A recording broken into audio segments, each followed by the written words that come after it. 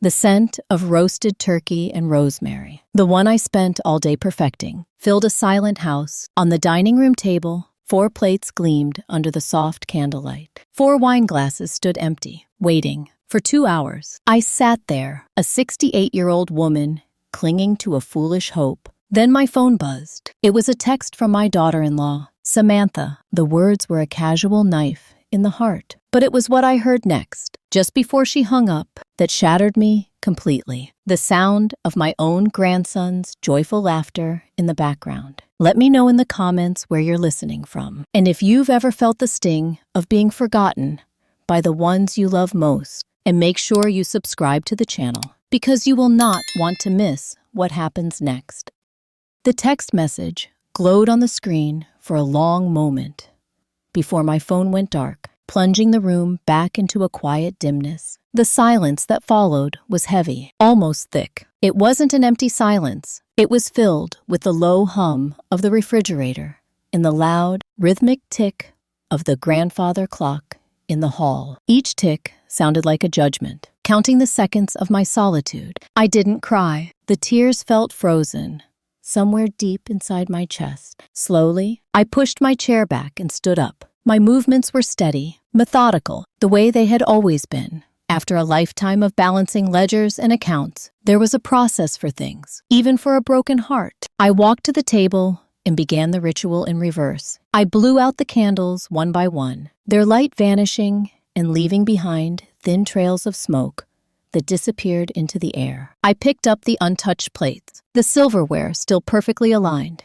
and carried them to the kitchen. I wrapped the golden brown turkey in foil, its warmth a sad reminder of the meal that would not be shared. The mashed potatoes, the green bean casserole, the cranberry sauce I made from scratch. Each dish was placed into a container and sealed away in the fridge. A perfect Thanksgiving dinner, cryogenically frozen in its own failure. As I worked, my mind drifted back to a different Thanksgiving, maybe 30 years ago. I remembered Mark, my son, as a little boy, with bright eyes and a gap-toothed grin. He had stood on a chair, too short to see over the counter, trying to help me stir the gravy. He had told me then that my turkey was the best in the whole world. He had said he would never, ever miss one of my Thanksgiving dinners. I paused, leaning against the cold countertop, and looked back at the dining room. At his empty chair, the boy who made that promise was gone. In his place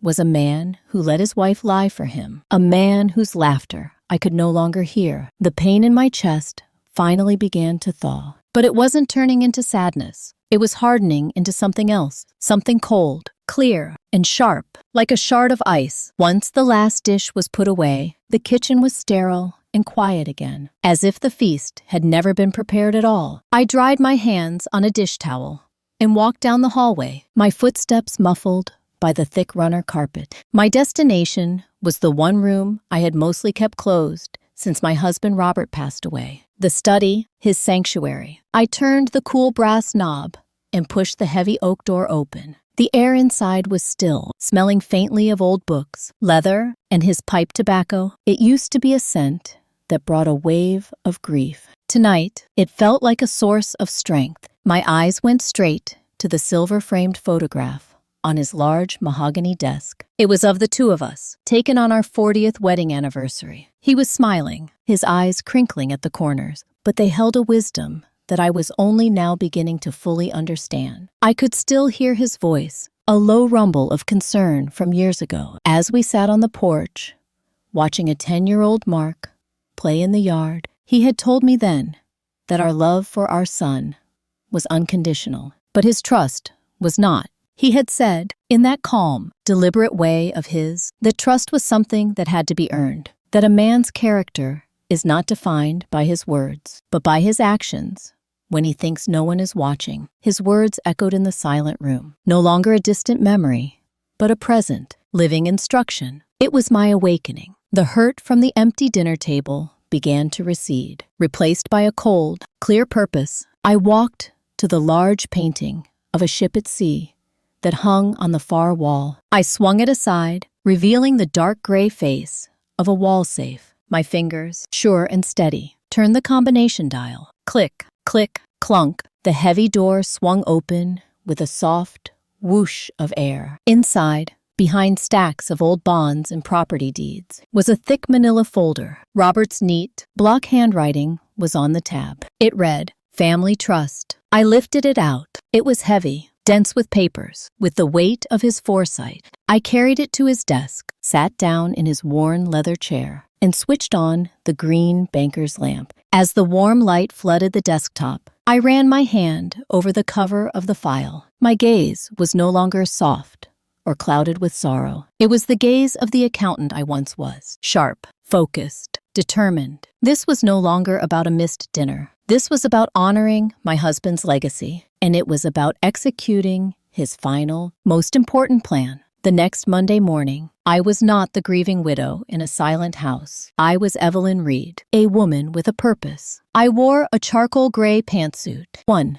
I hadn't worn in years, and my most sensible black heels. In my leather briefcase, the thick manila folder felt like a slab of granite, solid and unmovable. I drove downtown to a modern glass building, its sterile architecture a world away from the familiar comfort of my suburban home. My appointment was with a young attorney named Maria Rodriguez. Robert had mentioned her name a few times before he passed. He'd read about a case she had won against a powerful real estate developer and had been deeply impressed. He admired her intelligence, her tenacity. He said she had the mind of a shark and the heart of a lion. I was counting on both. When I was shown into her office, I found a woman who looked barely older than my son, Mark. She had sharp, intelligent eyes and a firm handshake. She offered her condolences for my loss with a polite, professional warmth. I could see in her eyes a quiet sympathy, the kind one gives to an elderly woman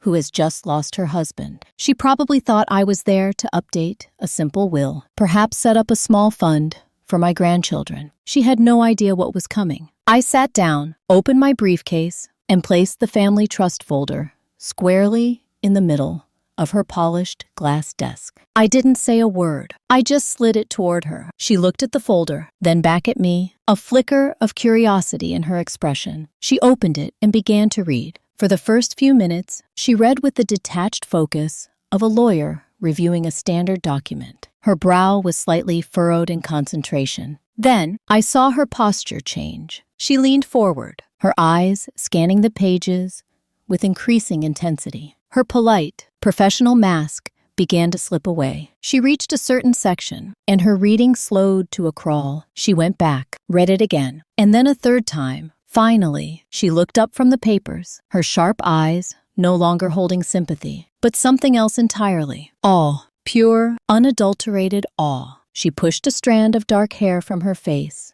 and leaned back in her chair, staring at me as if seeing me for the first time. She told me that my husband was not just a good man, he was a strategic genius. She had never, in all her years of practice, seen a trust structured with such intricate foresight. She explained how the $100,000 challenge fund was a brilliant, legally airtight test of character, and the failure clause, the part that would divert the entire $2 million trust to charity, was ironclad. There were no loopholes. As she spoke, I felt a weight I didn't even know I was carrying begin to lift. It was the weight of being underestimated, of being seen as just a quiet old woman. In that moment, with this sharp young lawyer looking at me with newfound respect, I was no longer just Evelyn, the grieving widow. I was Evelyn, the executor of a brilliant, posthumous plan. I was the one holding all the cards, and for the first time since Robert died, I felt a surge of power. The game was afoot. I returned home from the lawyer's office with a new kind of silence in my car. It wasn't the heavy, lonely silence of Thanksgiving night. It was the focused, productive silence of my old accounting office during tax season. My instructions from Miss Rodriguez were clear. I needed to document everything, every lie, every dollar. I needed to build a case so undeniable that it would leave no room for argument or appeal. So began the silent planning phase. That evening, I sat, not in my usual armchair, but at Robert's large desk in the study. My son, Mark, always joked that I was a dinosaur when it came to technology. He and Samantha had bought me a tablet for Christmas 2 years ago, probably assuming I'd only use it for simple card games or looking at pictures of my grandson. They had no idea I had quietly taught myself how to use it, just as I had taught myself to balance a budget and read a financial statement. They underestimated me. That was their first mistake. With a few taps, I opened the web browser and navigated to Samantha's Instagram page. It was public, a garish, curated feed of a life they pretended to have. And right there, it all began to unfold. It was a digital diary of their deceit. I scrolled back 2 years, my mind a cold, calculating machine. I found the post from last March, a smiling picture of her and Mark on a white sand beach in Bali, sipping cocktails from coconuts. The date on the post was March 14th. I cross-referenced it with my bank statement. On March 10th, I had transferred $15,000 to Mark. He had told me, his voice cracking with false urgency over the phone, that he needed the money to pay back a business loan that was about to default. He said he was facing ruin, but here was his ruin, smiling for a selfie in the tropical sun. I took a screenshot, printed it, placed it in a new, clean file folder. I kept scrolling. A picture of Samantha from 8 months ago, showing off a new designer handbag,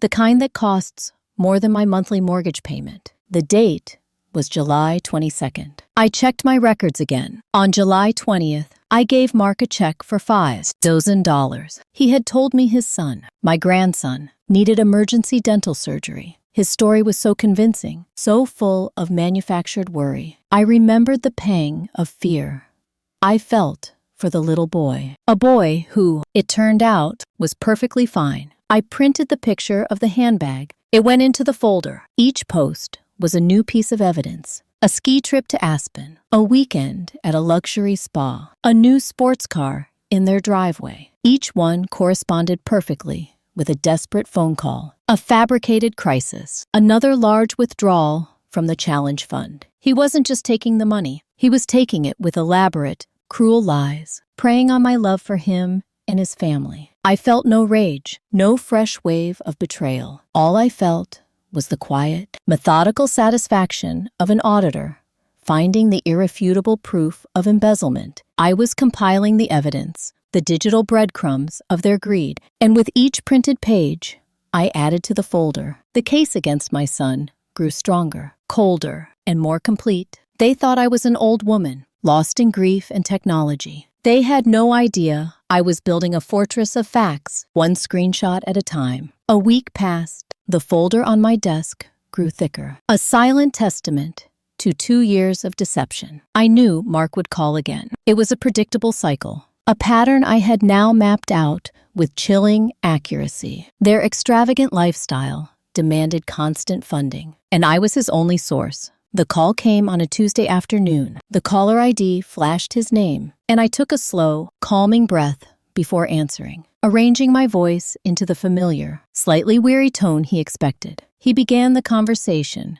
with a syrupy sweetness that turned my stomach. He apologized again for missing Thanksgiving, blaming it on a last-minute business crisis that, of course, never happened. He asked about my health, feigning a level of concern he had not shown in years. It was all preamble, the careful setup for the real reason he was calling. I let him play his part, listening patiently to the hollow words. Then came the pivot. He spoke of a new venture, a once-in-a-lifetime investment opportunity in a tech startup. His voice was electric with false enthusiasm. He used buzzwords he barely understood, talking about synergy and disruption and market penetration. It was a performance, and a sloppy one at that. He painted a picture of incredible returns, of a secure future for himself, for Samantha, and for my grandson. A future, he implied, that would also ensure I was well taken care of in my old age. The final ask was for $25,000. It was the exact amount remaining in the challenge fund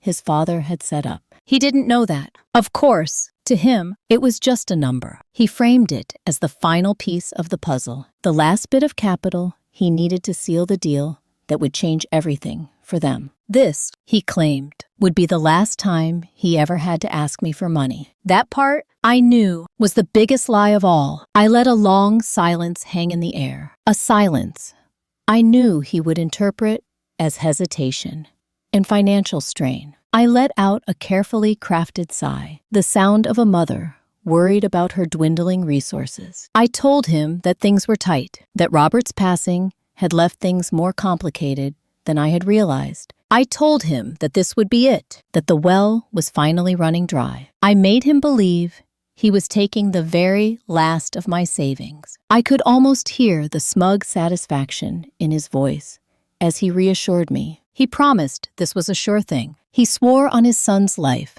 that he would pay me back double within a year. His confidence was absolute, rooted in the firm belief that I was a naive old woman, easily manipulated by a mix of pity and promises. He had no idea that he wasn't draining my savings. He was emptying the last of his own inheritance. He was taking the bait, and in his arrogance, he believed he was the fisherman, not the fish. I agreed to transfer the funds. As I hung up the phone, there was no sadness, no anger. There was only the quiet finality of a steel trap, snapping shut. With the last of the challenge fund gone, I knew their next move would be bigger, more permanent. My feigned financial vulnerability was the perfect catalyst. They now believed I had nothing left to give, which meant I was no longer a source of cash, but a source of assets. My house, the home Robert and I had built together, the one filled with 30 years of memories, was now in their sights. Their final gambit came sooner than I expected. It was Samantha who called. Her voice, a syrupy blend of fake concern and manufactured sweetness. She said that she and Mark had been talking, and they were so worried about me. They were worried about me being all alone in that big house. They were worried about the upkeep, the property taxes, the burden of it all on my aging shoulders. She said they had come up with a wonderful solution, a way to make my life easier and ensure I was taken care of forever. The solution, she explained, was for me to sign some papers, just simple legal documents. She said that would give Mark power of attorney. This way, he could manage my finances, pay my bills, and handle all the complicated things, so I wouldn't have to worry my pretty little head about them. She made it sound like an act of profound filial piety, a son stepping up to protect his frail, elderly mother. I knew exactly what those papers were. They weren't about managing my bills. They were about seizing control. They were about giving them the legal authority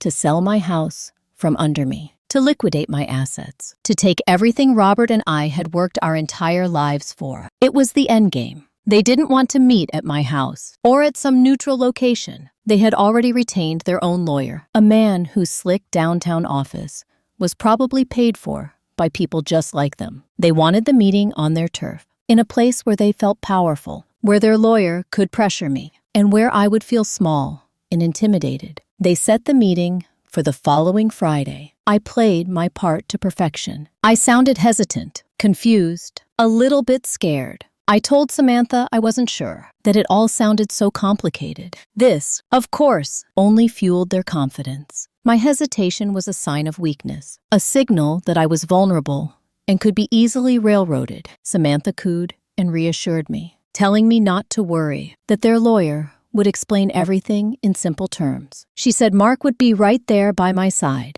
holding my hand through it all. I agreed to the meeting. As I set the phone down, I looked at the thick folder of evidence sitting on Robert's desk. Everything was in place. They had built their own trap with greed and arrogance, and they were now inviting me, their intended victim, to come and watch as they stepped into it. They thought they were inviting me to my own financial execution. They had no idea they were walking into their own judgment day. I was ready. My smile seemed to hang in the air, a quiet defiance that they couldn't comprehend. Mark's own smile faltered, replaced by a flicker of irritation. He gestured toward the papers again, his voice losing its gentle tone, now laced with impatience. He told me to just sign it, that we didn't have all day. I calmly folded my hands on the table, my gaze steady. I told him that before I signed anything, I had a few papers of my own that I thought they should see. The atmosphere in the room shifted instantly. The smug confidence began to evaporate. replaced by a tense confusion. From my briefcase, I retrieved the thick file folder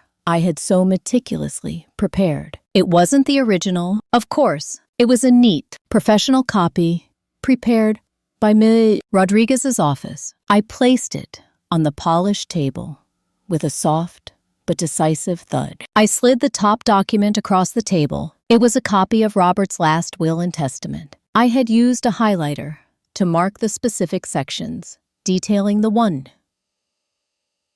$2 million trust, the $100,000 challenge fund, and the ironclad failure clause. I watched their eyes scan the page. I saw Samantha's perfectly made-up face pale. I saw Mark's jaw tighten as the first wave of understanding washed over him. He wasn't luring a victim. He was being judged. Next, I laid out the bank statements, each one showing a large transfer from me to him. Beside each one, I placed the corresponding evidence of their deceit, the glossy, printed Instagram photos, a picture of the Bali vacation next to the $15,000 transfer for his business loan, the designer handbag next to the $5,000 for emergency dental surgery, the ski trip, the sports car. It was a timeline of their lives, laid out in black and white and vivid color, a museum of their greed. Their lawyer, who had been leaning back in his chair,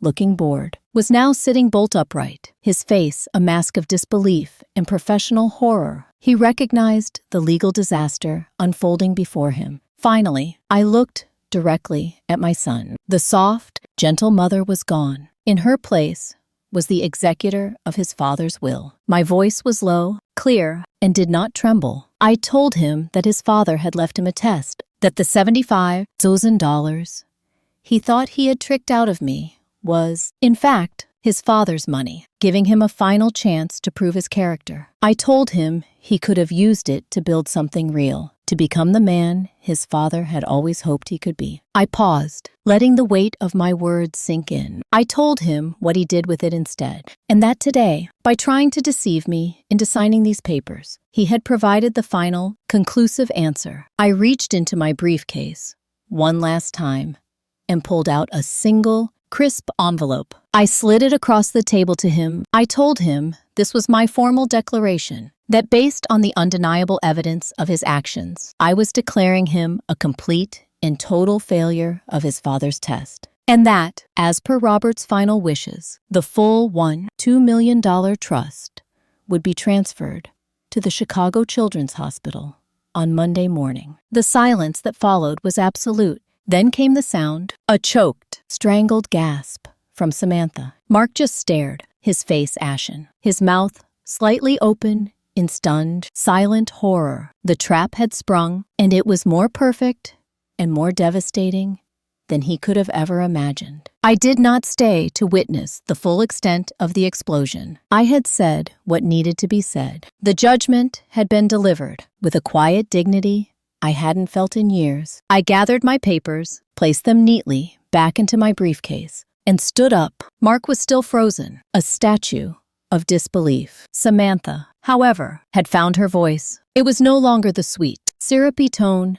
she used to manipulate me. It was a shrill, ugly shriek of pure rage. She started yelling, her words a torrent of accusations and insults. She called me cruel, manipulative, a bitter old woman. She claimed the money was rightfully theirs, that I had stolen it from them. From her son, my grandson. Her lawyer quickly stood and tried to quiet her. His face flushed with professional embarrassment, but she was beyond reason. I didn't look at her. I didn't engage. Her words were meaningless now, the desperate noise of a loser. I simply turned and walked toward the conference room door. As I reached for the handle, Mark finally moved. He stumbled out of his chair, his voice a desperate, cracking plea. He called me Mom. He said we could talk about this. He said he was sorry. He said he could change. I paused for a brief second, my hand on the doorknob, but I did not turn around. His apology was 20 years too late and $1 million too short. It wasn't born of remorse. It was born of catastrophic financial loss. It was worthless. I opened the door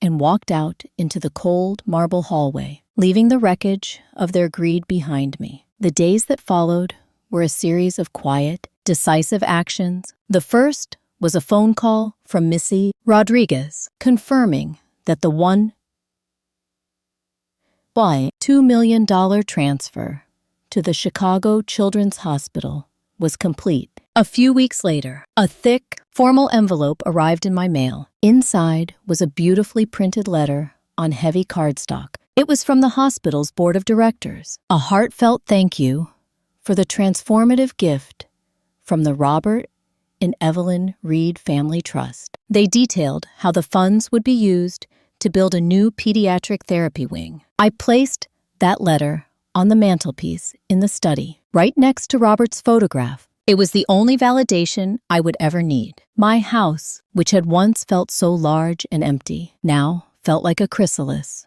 I was ready to leave behind. I started packing, not with sadness, but with a sense of purpose. Each box I sealed was a chapter of my old life being closed. I packed the photo albums, the good china, the books from Robert's study. I sorted through 30 years of accumulated memories, choosing which ones to keep and which to let go. There were moments of quiet reflection, but no regret. I called a real estate agent and put the house on the market. Then I called a moving company. I gave them a new address, a new city, a new state, a place I had only seen in pictures, but which my heart already knew was home. The past was packed away. My future was waiting. 6 months passed. The gray, unforgiving skies of Chicago were a distant memory, replaced by the deep, clear blue of an Oregon morning. My new home was a modest but beautiful cottage, nestled amongst towering pine trees, its wide back porch